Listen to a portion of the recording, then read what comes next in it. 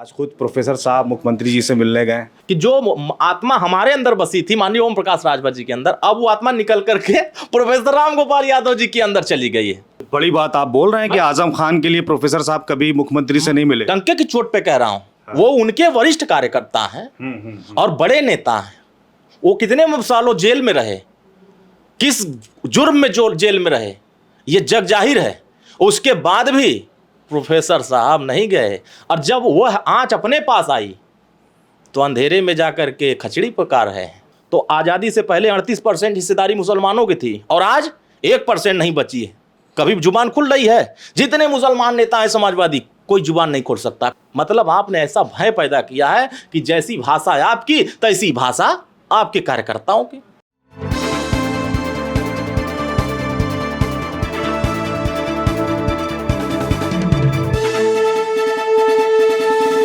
उत्तर प्रदेश में इस वक्त सियासत गर्म है क्योंकि ओपी राजभर जो अपने तमाम बयानों के लिए जाने जाते हैं, उन्होंने टीका टिप्पणी की थी। उसके बाद खुद राम गोपाल यादव आज मुख्यमंत्री योगी आदित्यनाथ से मिलने गए हैं, तो उसको लेकर जो है सियासत पूरी तरीके से गर्म हो गई। अरुण राजभर जी हमारे साथ मौजूद हैं।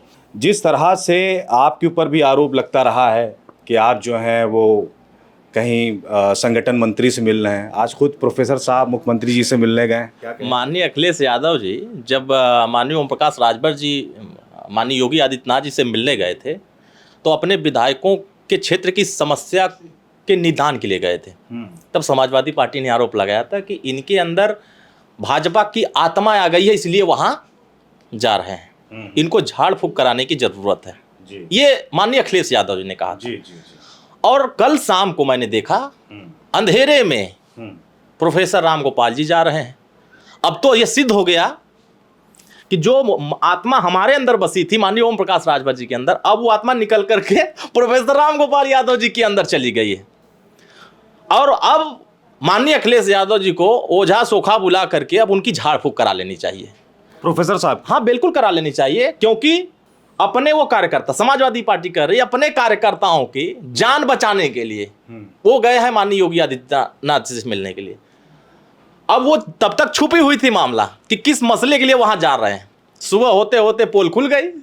भ्रष्टाचारियों को बचाने गए थे, अपराधियों को बचाने गए थे, गुंडों को बचाने गए थे, भूमाफियाओं को बचाने गए थे।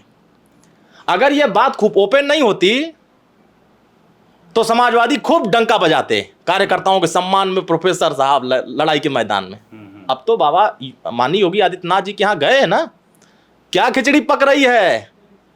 माननीय अखिलेश यादव जी, हम मुलाकात करें समाज के उत्थान के लिए, पिछड़े दलित आदिवासी अल्पसंख्यक समाज के हक अधिकार के लिए, उनको भागीदारी दिलाने के लिए हम संघर्ष करते हैं। तो आप कहते हैं कि माननीय ओम प्रकाश राजभर जी के अंदर दूसरे की आत्मा आ गई, और आपके यहाँ से अपर्णा यादव चली गई, उनके अंदर उनका आत्मा बस गया। आपके यहाँ से आपके ही सांसद यादव जी चले गए, कौन यादव थे, हरिनाथ यादव, वो चले गए, वो आत्मा वहाँ बस गई। आदरणीय शिवपाल यादव जी की भी अंदर उसमें आत्मा बस गई। अपने परिवार के लोगों को तो इन्होंने अपनी आत्मा निकाल ही नहीं पाए, उनकी आत्मा पता नहीं कहाँ बस रहे हैं, और वहाँ जा करके अपने जान को बचाने की बात कर रहे हैं। कार्यकर्ता तो माननीय आजम खान साहब भी तो थे।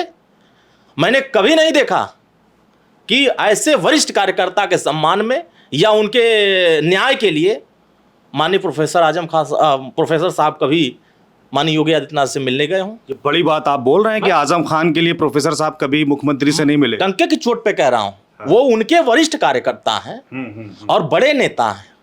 वो कितने सालों जेल में रहे, किस जुर्म में जो जेल में रहे, ये जग जाहिर है। उसके बाद भी प्रोफेसर साहब नहीं गए, और जब वह आंच अपने पास आई तो अंधेरे में जाकर के खचड़ी पका रहे हैं। तो बात तो कुछ है, पब्लिक जान रही है, क्योंकि वही बात माननीय ओम प्रकाश राजभर जी कहते थे कि हम पिछड़े दलित अल्पसंख्यक आदिवासी समाज के अधिकार के लिए, उनके शिक्षा स्वास्थ्य रोजगार के लिए मैं आपको लगता है कि आजम खान साहब यही सब बातों को लेकर जो है वो नाराज चल रहे हैं? अब तो हम कैसे कहेंगे, वो खुद ही बता रहे हैं। उन्होंने स्वतः कहा कि मेरे साथ जब मेरा नेतृत्व ही नहीं खड़ा हुआ तो मैं तो क्या कर सकता हूं, मुझे झेलना, मैं झेल रहा हूं, कभी इस कोर्ट कभी उस कोर्ट कभी उस कोर्ट कर रहे हैं। लेकिन कभी भी मैंने पूर्व में भी देखा है, माननीय मुलायम सिंह यादव भी लीडर थे, जब कार्यकर्ताओं पर आंच आती थी तो सड़क पर उतर के आंदोलन करते थे। लेकिन यहाँ सड़क पर छोड़ दीजिए, मोबाइल पर आकर ट्विटर पर आंदोलन करते हैं। और इनके कार्यकर्ता अभद्र भाषा, कोई अगर इनको सलाह दे दे तो उनको गरियाने चल देते हैं, उनको मां बहन की गालियां देना शुरू कर देते हैं और उनके घर तक घुस जाते हैं। अब प्रोफेसर साहब के घर में घुस के कहो क्या करने गए थे माननीय योगी आदित्यनाथ जी के यहाँ? जान बचाने गए थे कि पूड़ी खाने गए थे? बताएं। लेकिन एक बात और है, आप जैसे आजम खान साहब का जिक्र कर रहे हैं कि उनके बचाव में कभी सीएम साहब से नहीं मिलने गए प्रोफेसर साहब, आपके विधायक खुद अब्बास अंसारी हैं। उनके लिए आपने, क्योंकि उनके लिए तमाम पुलिस लगी, उनको भगौड़ा घोषित किया गया, आपने उसके लिए क्या किया? ये भी एक सवाल खड़ा हो सकता है। देखिए, जो गलत करता है कानून उसके साथ उसी तरीके से काम करती है। न्यायालय क्यों बना है? अगर आप कोई जुर्म नहीं किए हैं तो आप न्यायालय के बीच पक्ष अपनी पास बात रखिए, न्यायालय के सामने अपने पक्ष रखिए कि मैंने गलत नहीं किया, मुझे फंसाया जा रहा है। न्यायालय फैसला करेगा, हम कौन होते हैं फैसला करने वाले? और यहां न्यायालय के और पुलिस प्रशासन जिस मसले के लिए गए थे वो माफिया को बचाने के लिए कि वहां सीबीआई जांच नहीं होना चाहिए, ईडी नहीं पहुंचना चाहिए, ईडी वहां नहीं जा रहा है, ईडी इधर आ रहा है, डर यहां आ रहा है और कार्यकर्ता को आगे करके अपनी कमियों को छुपाया जा रहा है। डिप्टी सीएम केशव प्रसाद मौर्य जी ने भी कहा है कि क्योंकि जो गुंडाई करेगा, जो अराजकता फैलाएगा, उनके खिलाफ कार्रवाई होगी। कभी प्रोफेसर साहब के खिलाफ तो कार्रवाई हुई नहीं, जो माहौल बिगाड़ेगा उसके खिलाफ कार्रवाई करती है हमारी सरकार। तो सरकार तो जो इस घेरा में आएगा तो उसके लिए अगर कटिबद्ध है, कार्रवाई कर रही है, तो उसी को तो बचाने जा रहे हैं। क्योंकि पूर्व में ऐसा बचाने का प्रयास हुआ। पूर्व में जब इनकी सरकार थी तो मैं इन्हीं से पूछना चाहता हूं कि आपने अति पिछड़ों को क्यों नहीं आगे आने दिया, अति दलितों को क्यों नहीं आगे आने दिया, अल्पसंख्यकों के सम्मान को क्यों नहीं आगे बढ़ाने दिया, आप वंचितों के हौसले क्यों नहीं आगे आने दिया? आज माननीय ओम प्रकाश राजभर जी इनके हौसले को बढ़ा रहे हैं, इनके हौसले को आगे बढ़ा रहे हैं और इनके जिंदा कर रहे हैं कि तुम अपने अधिकार के लिए लड़ो। और ये क्या कर रहे हैं? माननीय ओम प्रकाश राजभर जी के ऊपर हमला कर रहे हैं। खबरदार, तुम बोलना मत। क्यों नहीं बोलेंगे? जब इनको दबा के रखे थे, मैंने उनको उभार करके फ्रंट पर उनको आवाज दिया कि तुम अपने अधिकार के लिए, शिक्षा के लिए लड़ो। आज सामाजिक न्याय समिति की रिपोर्ट कभी सोचा? समाजवादी पार्टी या अन्य जितनी भी पक्षी पार्टियां हैं, कभी माननीय अपने पार्टी के पक्ष में नहीं बोला कि सामाजिक न्याय समिति की रिपोर्ट लागू होनी चाहिए? उसमें 11% अति पिछड़ा, सर्वाधिक पिछड़ा और पिछड़ा, हमने 3 कैटेगरी में बांटा था, 9, 11, 7 के कैटेगरी में बांटा था। माननीय ओम प्रकाश राजभर जी तो सदन में बोला, सड़क पर बोला और बड़े सभा में बोला, लेकिन कभी हमने विपक्ष की पार्टियों से नहीं सुना कान से कि उन्होंने इसके लिए क्या, क्योंकि वहां अति पिछड़ों का भला था। अब जब दूसरी चीज, अभी हाईकोर्ट ने आदेश दिया है, इलाहाबाद हाईकोर्ट ने, कि राजभर जाति को अनुसूचित जनजाति में शामिल कर दिया। सदन में हमारे नेता माननीय ओम प्रकाश राजभर ने बोला और सड़क पर भी बोला और सभा में बोला, लेकिन कभी हमने विपक्ष के नेताओं के आंख और कान से सुनते नजर नहीं आया, मुंह से बोलते नजर नहीं आए कि ये भी कहीं इस समाज के दुर्दशा है और इनके पीड़ा को समझ रहे हैं। पीड़ा तो माननीय ओम प्रकाश राजभर जी समझ रहे हैं। आप ये आरोप लगा रहे हैं अखिलेश जी के ऊपर कि वो पिछड़ा विरोधी है?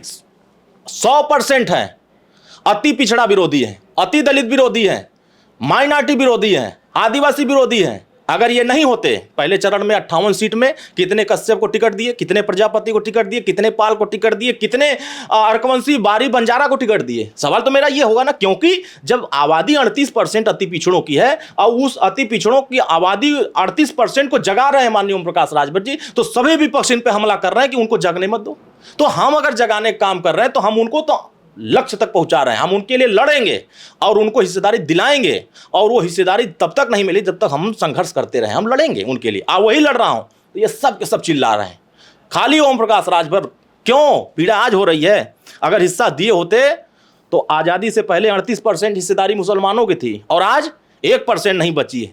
कभी जुबान खुल रही है? जितने मुसलमान नेता हैं समाजवादी, कोई जुबान नहीं खोल सकता। कितने मुसलमान अन्य पार्टियों में नहीं खुल रहा, क्यों? क्योंकि सिर्फ उनको चाहिए वोट, इनकी हिस्सेदारी की बात नहीं करना है। और माननीय ओम प्रकाश राजभर उनकी हिस्सेदारी की बात कर रहे हैं, उनकी भागीदारी की बात कर रहे हैं और इनको लेकर के संघर्ष कर रहे हैं, तो उनको पीड़ा हो रही है। तो पीड़ा होने दीजिए, जनता सब तय कर रही है। और इनके जो गुर्गे गाली देने वाले गैंग पाले गए हैं समाजवादी में, इनकी यही हरकत रहेगी, इसी तरीके का इनका संस्कार रहेगा। तो ये अपने नेता को अच्छे तरीके से पहुंचाते रहेंगे, जहां वो जा रहे हैं वो और अच्छे तरीके से आगे बढ़ते चले जाएंगे।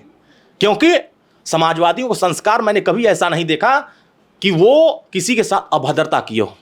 जब तक माननीय मुलायम सिंह यादव जी के हाथ में थी कमान, और जब तक जनेश्वर मिश्र जी के नेतृत्व में उनके निर्देशानुसार जब तक कार्य होते थे, ऐसा हमने नहीं देखा। जब से माननीय अखिलेश यादव जी के हाथ में कमान आई है, तब से इनके गैंग के लोग, कोई भी पिछड़े समाज का नेता अगर कोई अपने अधिकार के लिए बोल रहा है तो तुरंत गाली देना शुरू, कोई भी दलित समाज का नेता अपने हक के लिए बोल रहा है तो वहां गाली देना, माँ बहन की गाली शुरू हो जा रही। यही संस्कार तो आपको वोट, जो आपको वोट देना चाहता है उसी संस्कार से आपको वोट नहीं देना चाहता है। तो ये चुनाव में भी हुआ, देखा है आपने चुनाव की। हम लोग जाते थे जब दूसरी जातियों में वोट मांगने, तो सवाल होता था हमारी जमीन लूटी गई थी, कौन लूटा था, तो वह लूटा था, हम क्यों वोट देंगे। अरे भाई हम हैं उनके साथ, हम तुम्हारी लड़ाई लड़ रहे हैं, चलो आप है तो आपके कहने पर वोट दे रहे हैं, लेकिन उनके कहने पर मैं वोट नहीं दूंगा। मतलब आपने ऐसा भय पैदा किया है कि जैसी भाषा है आपकी तैसी भाषा आपके कार्यकर्ताओं की। तो ऐसे में आप कौन से हौसला दे रहे हैं समाज को, कौन सी रास्ता दे रहे हैं। अभी आपने उदाहरण देखा, कीर्ति कोल को टिकट दिया इन्होंने एमएलसी का, पर्चा खारिज करा दिया। नहीं, वो तो उम्र उन्होंने कम लिखी थी, इस वजह से 30 साल उसकी क्राइटेरिया होती है। नामांकन करने जब जाते हैं तो नामांकन प्रक्रिया में पूरे एविडेंस लगते हैं। उस एविडेंस में आपकी उम्र लिखी जाती है, आपके पते लिखे जाते हैं, आपके वोटर आईडी चेक किए जाते हैं, और आपके वकील तैयार होते हैं। वकील जाता है नॉमिनेशन कराने, और इनके 9 रतन लोग गए थे नॉमिनेशन कराने के लिए, उसमें विद्वान लोग गए थे। पूर्व में देखा होगा कि जब 11 सीट के चुनाव हुए थे पूर्व में, इन्होंने अपमानित कर दिया उस महिला को। उस महिला को ही नहीं, पूरे प्रदेश के आदिवासियों का अपमान किया, उसके परिवार को अपमान किया। और इसलिए अपमान किया, वो जानते थे मेरे पास नंबर नहीं है, मैं जीता नहीं पाऊंगा, लेकिन राष्ट्रपति चुनाव में जो आदिवासियों का सम्मान बढ़ा है, उस सम्मान को मैं भी भजा लूं, मैं भी हितैषी बन जाऊं। हितैषी तब नहीं समझ में आती है जब उनको नौकरियों में हिस्सेदारी देने की बात आती है, जब उनके शिक्षा को बेहतर करने की बात माननीय ओम प्रकाश राजभर, तब नहीं नजर आती है। तब उनको आरक्षण दिलाने की बात करते तब नजर नहीं आती है, लेकिन जब वोट लेने की बात होती है तो तुरंत उसको आगे कर देते हैं। और कपियों नहीं चेक करते हैं, कपियों नहीं चेक करते हैं। नंबर चाहिए 30 और 28 नंबर वाले को पास करने चले जाते हैं। तो ये खेला हुआ है पहले से, और इनको पता था कि ये हम जिता नहीं पाएंगे और हम इनके समाज का वोट भजा लेंगे। अब तो वो होशियार हो गया, जो थोड़ा सा वो सोच रहा था कि चलो हमारे मन की बात किया किसी ने हमारे समाज का सम्मान की बात किया, चलो अब तो वो सोच रहा होगा कि अरे ये तो बड़ा तरीके से ठग दिया हमको। तो अब वो भी समाज अब होशियार हो गया। मैं इसी से कह रहा हूँ कि जब तक अति पिछड़े, अति दलित, आदिवासी, वंचित को शिक्षित नहीं किया जाएगा, उनको बेहतर शिक्षा नहीं दिया जाएगा, तब तक उसके अंदर चेतना नहीं जगेगी। और ये ऐसे लोग, भाई सरकार चलाने वाले माननीय मुख्यमंत्री रहे हैं, अगर उनके गोल में ऐसा खेल हो जाता है तो ये छोटे मोटे खेल नहीं है, ये बहुत बड़े खेल हैं। और इस खेल में उन लोगों का बड़ा रोल है जो माननीय अखिलेश यादव जी को दिशा देते हैं। वो इसी तरह दिशा देते रहें, मैं तो मनाऊंगा इसी तरह दिशा देते रहें, रास्ता बहुत आगे जाएगा। 24 छोड़ दीजिए, 27 छोड़ दीजिए, 37 तक रास्ता बनता चला जाएगा। तो ये इनके जो कार्यशैली है, इनके जो गंभीरपन है, मैंने इसी से बाहर निकलने की बात कर दिया, सब मुंह उठा करके हमारे यहाँ आगे गाली देने के लिए, सब फेसबुक ट्विटर पर भल भल मन में गाली। कौन गाली दे रहा? ये यादव लोग गाली दे रहे थे। क्यों दे रहे थे हमको गाली? हमने कह दिया कि नेतृत्व को बाहर निकलना चाहे तो गाली दोगे, तो जितना गाली दोगे उतना अति पिछड़ा, अति दलित, आदिवासी, अल्पसंख्यक वो होशियार होता चला जाएगा।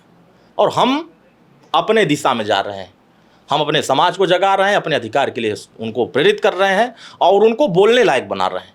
अब वो बोल रहा है, जितना बोल रहे हैं, ये सब उतना गरिया रहे हैं। गरियाओ जितना गरियाना है, कोई फर्क नहीं पड़ता है। आज दिशा एक तरफ जा रही है कि समाज में हर तबके को हिस्सेदारी चाहिए, हर तबके को न्याय चाहिए, सुरक्षा चाहिए, सम्मान चाहिए, और आप नहीं दे रहे हैं। हम तो उनके लिए इसीलिए गए थे ना, समाजवादी पार्टी गठबंधन में मैं क्यों गया था? मैं इसलिए गया था कि वहाँ ये होता था कि सामाजिक न्याय मिलेगा। सामाजिक न्याय दिया क्यों नहीं इन्होंने? खाली वोट लेने के लिए आप मंच पर खड़ा कर लेंगे, समाज से कहेंगे कि वोट दिला दो, और फिर उसको न्याय नहीं देंगे। पहले चरण से लेकर 5वें चरण तक अति पिछड़ों को टिकट नहीं दिया इन्होंने, अति दलितों को टिकट नहीं दिया इन्होंने, माइनॉरिटी को कुछ जगहों पर टिकट दे दिया, बाकी जगहों पर किनारे लगा दिया, अल्पसंख्यक को पूरी तरीके से नज़रअंदाज करने की कोशिश किया। लेकिन हालात जैसी करनी तैसी भरनी, जैसा दिया वैसा पाया। माननीय ओम प्रकाश राजभर जी सही चीज़ बताते थे तो बुरा लग जाता था, और अब वही चीज़ करने जा रहे हैं। अब वही चीज़ करने जा रहे हैं जो मैंने बता दिया था पहले, अब वही करने जा रहे हैं, और उससे कुछ होने वाला नहीं है। तो इस बार लोकसभा में क्या लगता है आपको, किसका पलड़ा भारी रहेगा? जिधर माननीय ओम प्रकाश राजभर जी रहेंगे उसका पलड़ा 100% भारी नहीं, ये जितने लोग हैं उठाने वाले लोग उठ नहीं पाएंगे, उठ नहीं पाएंगे। चलिए, बहुत बहुत शुक्रिया। ये थे अरुण राजभर जी, जो कि अपनी बेबाकी के लिए जाने जाते हैं। इन्होंने साफ तौर पे आजम खान को लेकर बयान दिया है कि आजम खान एक वरिष्ठ नेता थे समाजवादी पार्टी के, उनके लिए भी प्रोफेसर राम गोपाल यादव मुख्यमंत्री से मिल सकते थे, लेकिन उन्होंने उस मसले के लिए मुख्यमंत्री से मुलाकात नहीं की। कैमरे पर्सन आयुष के साथ मुजाहिद जैदी, द लीडर हिंदी, लखनऊ।